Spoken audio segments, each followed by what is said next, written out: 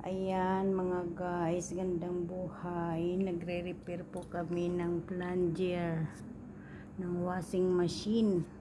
Ayan, kasi nabiak sa sobrang laba. Ayan. Kaya inaayos.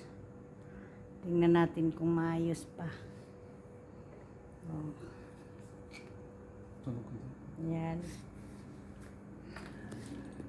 Yan sinusulda, nire-repair para maayos o maibalik sa dati. Lagyan natin ng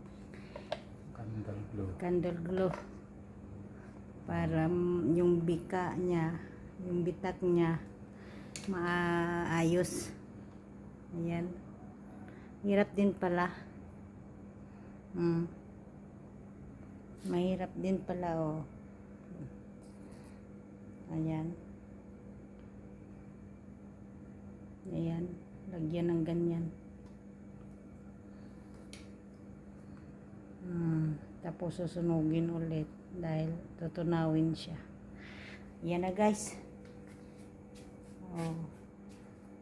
Kaya repair para sa ating washing machine na makasave naman konti.